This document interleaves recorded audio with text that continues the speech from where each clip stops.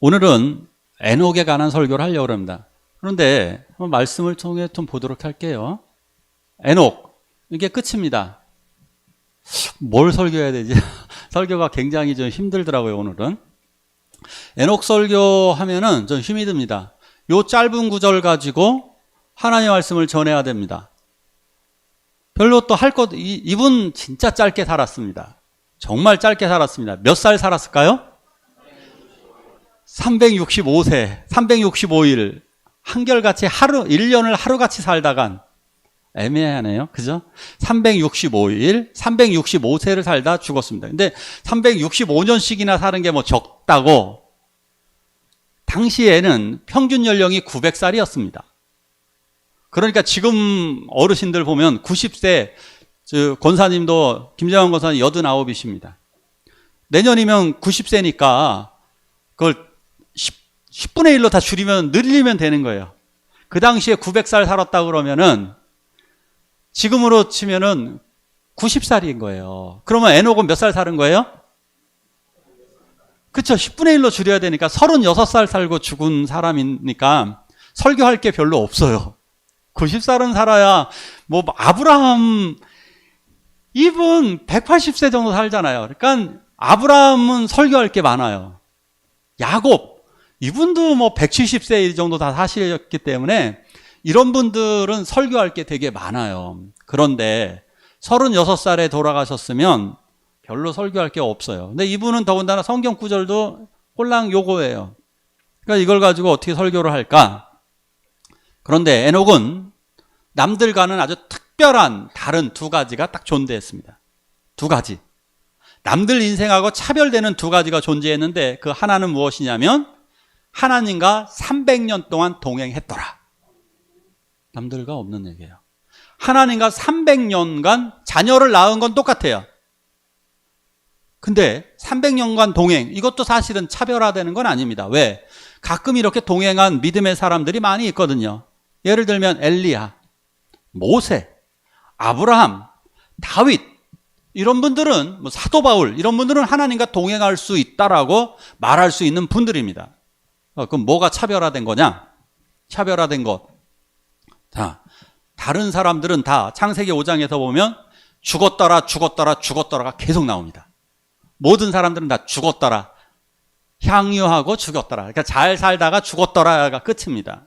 그런데 이 에녹은 죽지 않았습니다. 하나님께로 옮겨졌다. 이게 차별화된 겁니다. 죽지 않았다. 죽지 않았다는 것. 그리고 두 번째, 하나님께로 옮겨졌다. 이게 완전히 차별된 겁니다. 어떻게 죽지 않을 수 있지? 도대체 에녹의 정체가 뭐지? 자, 그런데 에녹이 왜 중요하냐? 히브리서에 보면 믿음의 영웅 목록이 있는데 그렇게 많은 사람이 나오진 않습니다. 10명 남짓 나와요. 믿음의 영웅들이. 그런데 10명 남짓 나오는 그 사람 목록에 에녹이 들어있습니다. 우리나라 왜 한국을 일으킨 10명의 영웅, 그러면 여러분들 그 10명 안에 들어간다면 얼마나 대단한 것이겠습니까? 한국에서 영웅 10명 안에 들어간다. 어마어마한 거죠. 이분이 성경 역사상 정말 손가락 안에 들어갈 만한 인물이 되는 걸까? 저는 별로 할 말은 없습니다. 왜? 꼴랑 하나님과 동행하셨는데 하나님이 데려가셨다. 그게 끝이니까. 그런데 대단한 게 있습니다. 그게 뭘까요? 말씀을 통해 좀 보도록 하겠습니다. 다음 말씀 좀, 이 말씀입니다. 같이 한번 읽어, 다음 말씀 참이에요. 다음 말씀 한번 볼게요. 다음 말씀 같이 한번 읽습니다. 시작.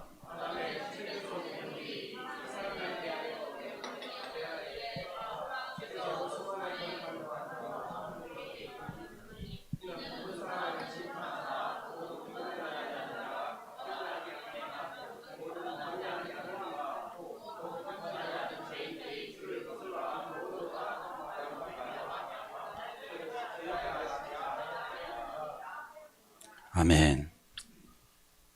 놀라운 사실은 에녹은 당시에 굉장히 알려진 사람이었습니다. 성경적으로는 유명하지 않지만 우리가 보기엔 유명하지 않지만 엄청나게 유명했던 사람입니다. 에녹 정말 대단했던 사람입니다. 에녹이 그 당시에 이제 문헌을 보면요, 외경이라고 해서 거기에 보면 에녹서라고 하는 게 있어요. 에녹이 성경을 썼다는 거예요. 그러니까 성경과 비슷한, 성경보단 권위가 떨어지는 책을 그 외경이라고 합니다. 권위가 떨어지는데 약간은 뭔가 그래도 여기에는 하나님의 뜻이 들어있다, 뜻이 들어있지 않느냐, 이런 걸 약간 외경이라고 합니다. 근데 이거 성경에 넣기에는 그렇게 적합한 것 같진 않아 하는 걸 저 외경이라고 그러는데, 그 외경 중에 에녹서라고 있어요. 근데 그 에녹서에 보면 이 에녹이 그것도 무려 에녹 1권, 에녹 2권, 에녹 3권까지 있어요. 굉장히 내용도 길어요. 그리고 고대인들이 에녹이 대단한 인물이었다라고 하는 것은 유다서에도 나오니까, 유다서가 이게 바로 에녹서에 있는 내용을 빼온 거예요. 유다가 이제 에녹에 대해서 기록을 했는데, 에녹이 이렇게 예언을 했다는 겁니다. 에녹이 무엇을 보았느냐면 수많은 거룩한 자와 하늘에서 임하는 주님을 보았습니다. 하늘의 천군 천사를 대동하고 이 땅을 심판하러 내려오시는 하나님, 즉 예수 그리스도예요. 재림하시는 예수 그리스도의 모습을 에녹이 미리 봅니다. 미리. 근데 누구를 심판하시느냐? 경건하지 않은 사람들을 심판하는, 경건하지 않은 사람들, 완악한 말을 하는 사람들, 이런 두 종류, 경건하지 않은, 즉 죄인을 얘기해요. 죄인을 심판하시고 완악한 말을 하는 사람들을 심판하는 장면을 에녹이 계시로 봤습니다. 즉 에녹은 계시를 받은 하나님의 선지자였다, 이렇게 명백하게 말씀을 드릴 수가 있는 것입니다. 그렇기 때문에 에녹이 하나님과 동행을 했다는 거예요. 하나님과 동행. 자, 이분 좀 자세히 좀 보도록 할게요. 히브리서에는 이렇게 말씀하고 있어요. 무드셀라를 낳은 후 300년을 지난 믿음으로 에녹은 죽음을 보지 않고 옮기었으니 하나님이 저를 옮기심으로 다시 보이지 아니하리라. 저는 옮기우시기 전에 하나님을 기쁘시게 하는 자라 하는 증거를 받았느니라.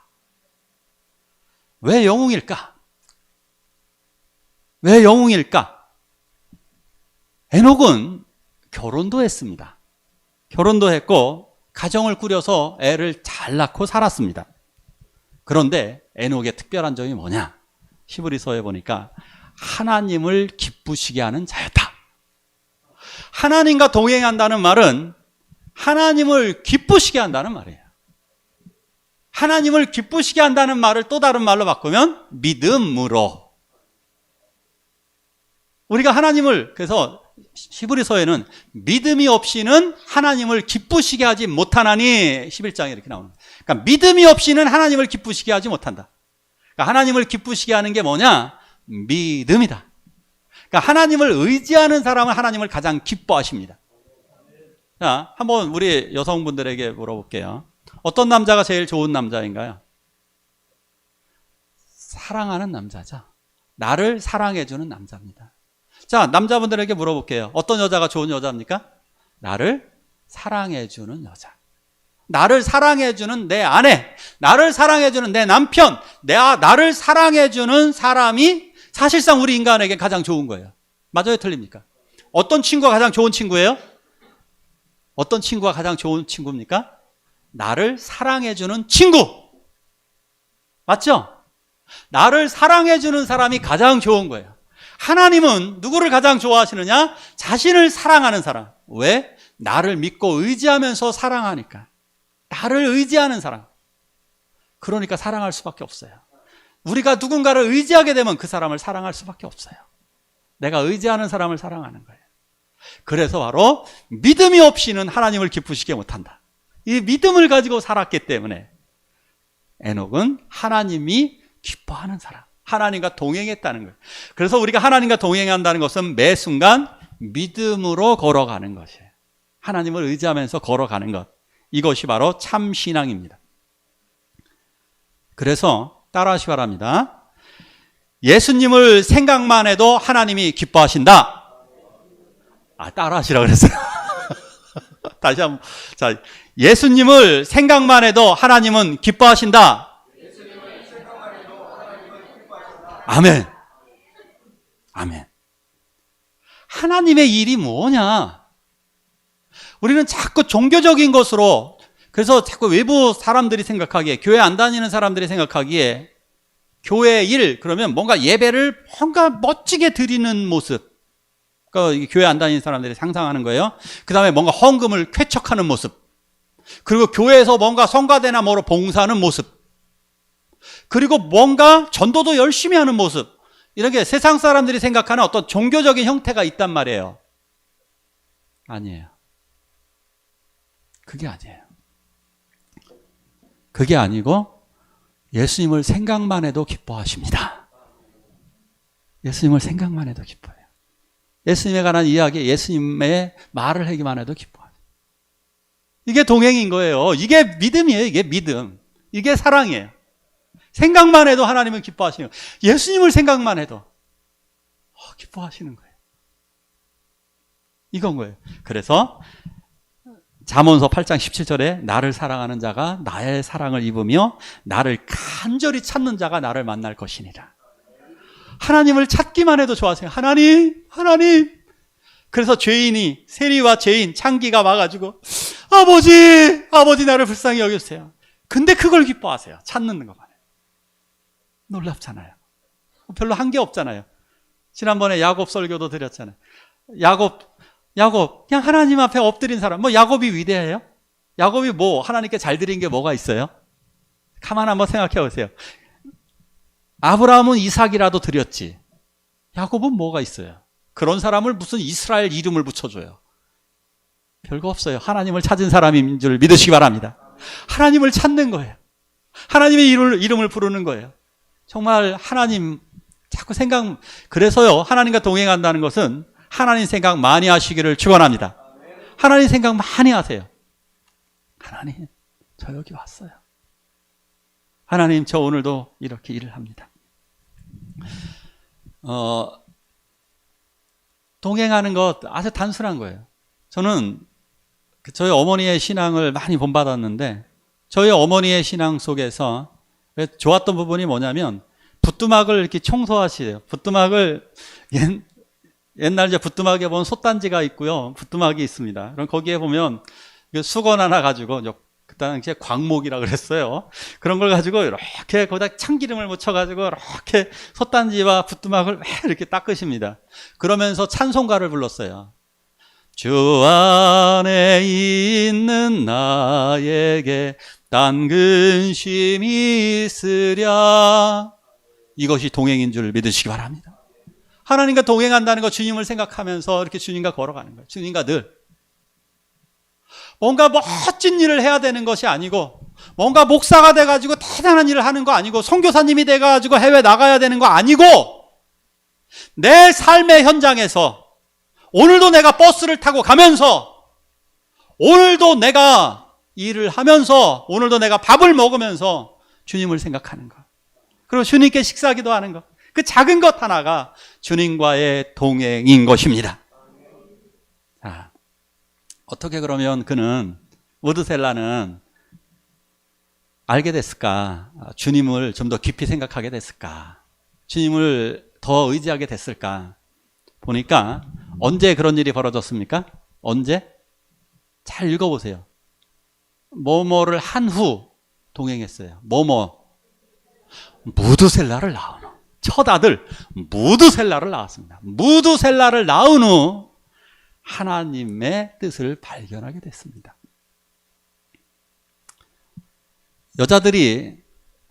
여자들은 언제 더 위대해진다 그랬습니까?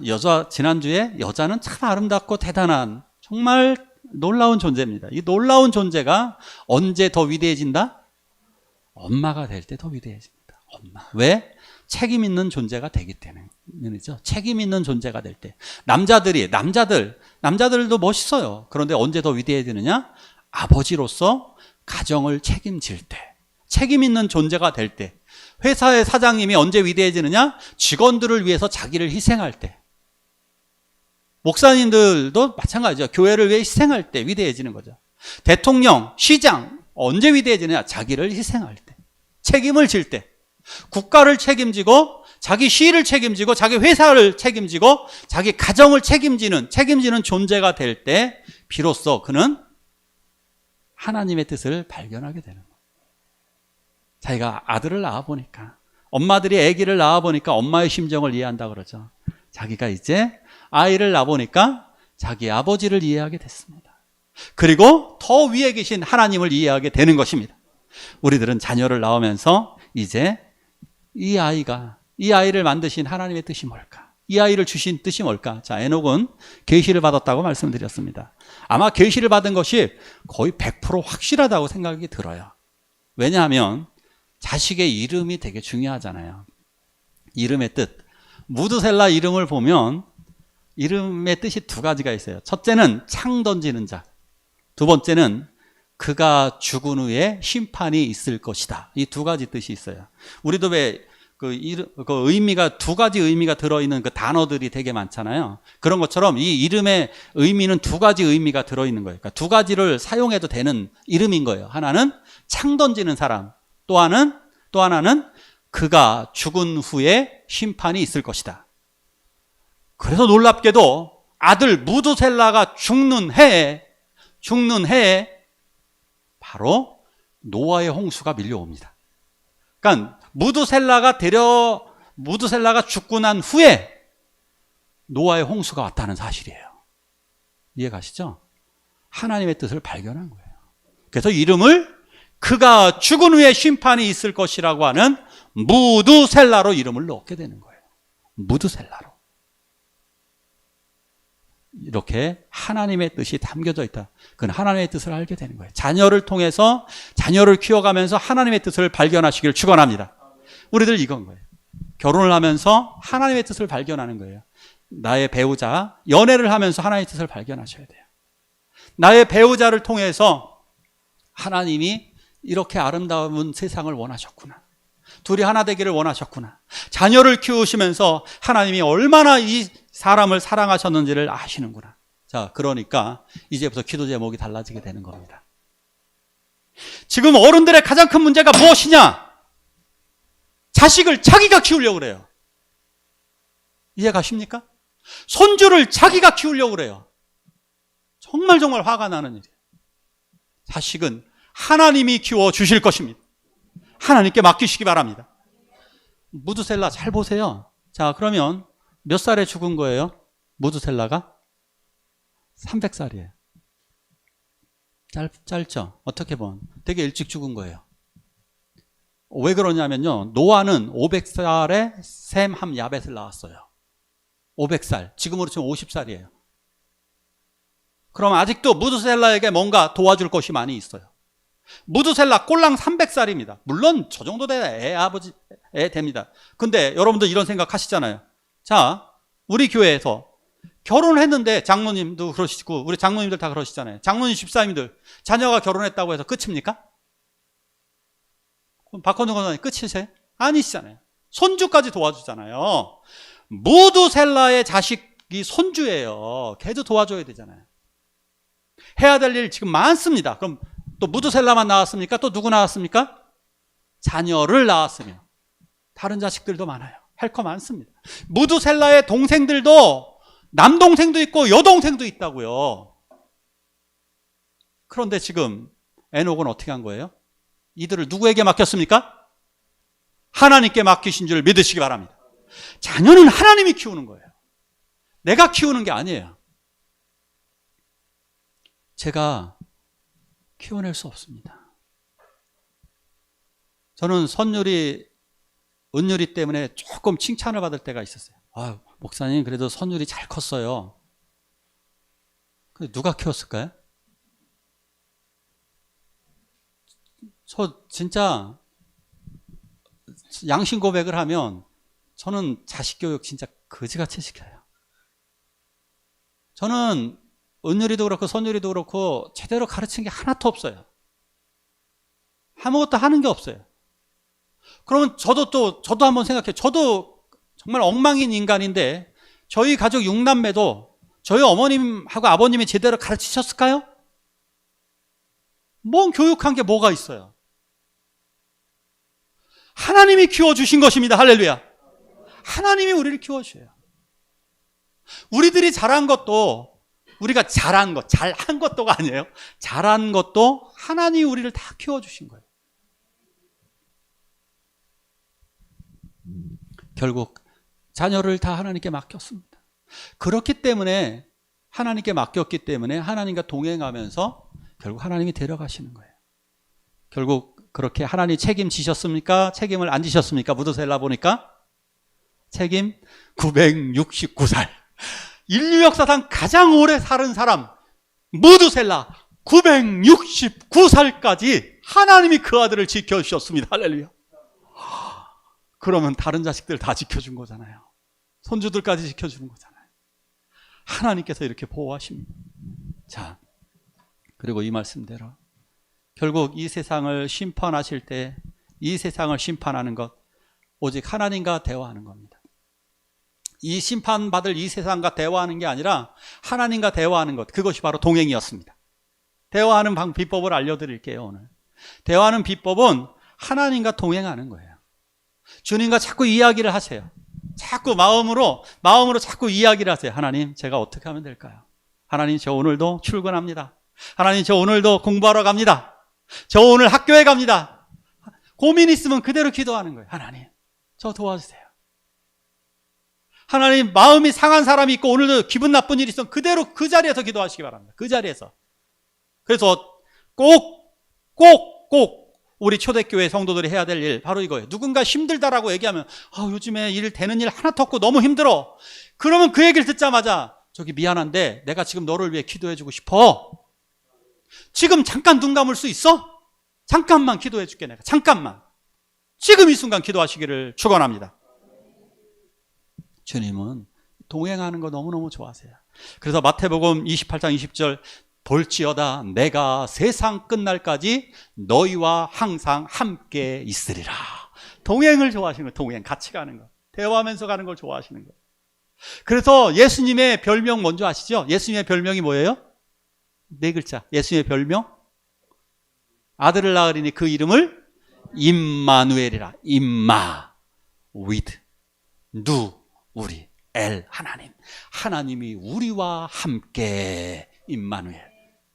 오죽하면 하나님이 제일 기뻐하시는 게 오죽하면 자기 이름을 내 이름 임마누엘이야. 나 임마누엘 알지? 그래서 예수님이 사람으로 동행하시고 예수님이 하늘에 가신 이유 누구를 통해 동행하시게 하십니까? 성령을 통해 우리와 동행하시게 하시는 것입니다. 다음 말씀 또 읽어볼까요? 같이 읽습니다. 시작.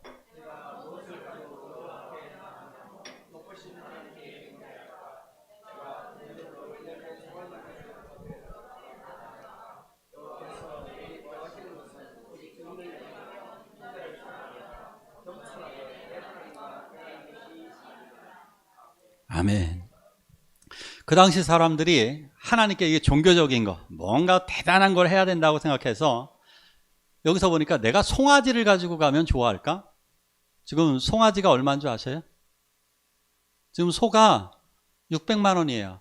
그런데 얘가 우리한테 한 마리 가격이 오르면 1200만 원이 드는 거예요. 유통비까지 맞은 계산하면. 그러면 저 1200만 원짜리를 하나님께 드리겠다는 거예요. 1200만 원 드리실 분. 그 정도로 열심이었어요. 이 사람들이. 그런데 하나님이 뭐라고 호통을 치시느냐? 심지어 여기서 더 구절은 제가 길어갖고 뺐는데 뭐가 있냐면 내가 하나님 앞에 송아지 가지고 안 될 것 같아. 내 아들 맏아들을 좀 드릴까? 근데 이게 신앙이 아니에요. 이거 가짜예요. 뭐가 더 좋다고 그러세요? 하나님과 행하는 것, 동행하는 것. 하나님과 겸손히. 오늘 재빈이 형제 손이 3개더라고요. 손이 하나 더 있더라고요. 그 손 이름이 뭐예요? 네, 겸손. 재빈이 형제가 손이 3개가 있는데 하나 양손이 있고 또 하나 손은 겸손이 있더라고요. 드럼 잘 친다고 그랬더니 저 잘 못 칩니다. 되게 드럼을 엄청 잘 치면서 본인이 저는 못 칩니다. 겸손이라는 것은 자기를 낮추고 상대방을 높이는 것입니다. 하나님을 높이고 나를 낮추는 거예요. 그래서 나를 낮추면서 하나님을 의지하면서 걸어가는 것, 이거예요. 겸손히 내 하나님과 동행하는 것, 이것이 예배라는 거고, 이것이 하나님이 기뻐하시는 거예요. 이것이 예배고, 이것이 하나님이 기뻐하시는 것. 1200만 원짜리 황소를 드리고 내 아들이 신학교를 가갖고 신학을 하는 건, 그거보다 더 대단한 게 뭐냐? 동행하는 것. 선교사로 헌신하는 것보다 더 중요한 게 뭐냐? 동행하는 것. 겸손히 내 하나님과 동행하는 것. 하나님을 생각하세요. 진짜 하나님 많이 생각하셔야 됩니다. 하나님과 자꾸 대화를 하셔야 돼요. 화장실에 앉아서도 대화해도 돼요. 괜찮아요. 그냥 맘 놓고 하세요. 머리 감으면서도 대화 가능하시잖아요. 여러분 머리 감으면서 부모님하고 엄마하고 대화, 엄마 저것 좀 해줘. 꼭 뭐로? 엄마 수건이 없어. 엄마 옷이 없어. 머리 감으면서 다 되잖아요. 하나님과도 그렇게 대화하시기를 축원합니다. 신앙생활 최고의 비법, 신앙생활 최고의 방법은 뭔가? 최고의 방법은 하나님과의 동행이었습니다. 따라하십시오. 하나님과 동행. 하나님과 동행이에요. 에녹? 한일 오늘 업적이 있었나요? 읽어봤어요. 히브리서에도 봤고 유다서에도 나왔고, 근데 업적은 없어요. 에녹 특별한 게 없어요. 뭐가 특별합니까? 하나님과 동행. 이것이 신앙생활 최고예요. 가장 신앙생활 잘하는 사람, 이 사람 하늘로 들림 받았습니다. 엘리야와 에녹만이 유일하게 죽음을 맛보지 않고 하늘로 옮겨졌습니다. 자, 그런데 엘리야 같은 경우는 영웅의 이미지가 있잖아요. 영웅이잖아요. 그냥 엘리야는 하늘에서 불을 내리고 바알의 거짓 선지자들과 오랫동안 싸우고, 그리고 그 위대한 엘리사를 키워내고 선지자들을 키워내는 학교를 만들고, 진짜 영웅이거든요. 엘리야가 제가 천국에 갈 때 그 성경을 이렇게 읽고 설교할 때 가슴이 뭉클하거든요. 저는 엘리야 같은 사람이 들림 받을 때 정말, 만약 영화로 치면은 모두가 일어나고 기립박수 쳐야 될 사람이 엘리야입니다. 그런데 엘리야에 비하면 에녹은 그렇지 않습니다. 하지만 하나님은 에녹을 똑같은 영웅으로 만드셨습니다. 하나님은 우리들에게 돛 닦기를 원하는 게 아닙니다. 우리에게 어마어마한 일을 요청하는 게 아니십니다. 하나님이 우리들에게 가장 기뻐하시는 게 뭐냐? 우리들은 여러 가지 은사를 통해 하나님을 섬기는 방법도 있습니다. 하지만 우선적으로 해야 될 것이 뭐냐? 가장 기뻐하시는 것이 뭐냐? 주님과 동행하시기를 바랍니다. 제가 가장 신앙이 좋았던 때가 언제이냐? 저 자신을 이렇게 말씀을 준비하면서 이렇게 생각해 봤어요. 내가 언제 신앙이 가장 좋았지? 놀랍게도 군대였습니다. 그러니까 신앙이 좋을 만할 때가 여러 번 있었어요. 고등학교 때도 되게 좋았고, 20대 때 회사 다닐 때도 되게 좋았습니다. 그 선교 갈 때도 가슴이 엄청 뜨거웠습니다. 교회 개척할 때도 그렇겠죠. 고난이 왔을 때도 그렇습니다. 근데 언제 신앙이 가장 좋았느냐? 그래도 이렇게 되짚어 보니까 군대 갔을 때였습니다. 왜냐? 군대에서는 성경책을 왼쪽 가슴에 탁 꽂고, 그리고 눈을 뜨면서 이제 훈련이 하루가 시작되잖아요. 막 번개같이 뛰어서 딱 서 있는데, 딱 차렷 자세로 이렇게 서 있습니다. 10분 동안 딱 서 있으면, 차렷 자세로 딱 서 있으면 저쪽에 십자가가 보입니다. 십자가가 보이면서 거기서 기도를 하는 겁니다. 하나님, 오늘도 도와주세요. 하나님, 저 정말 힘들어요. 오늘 이 훈련을 제가 이겨낼 수 있을까요?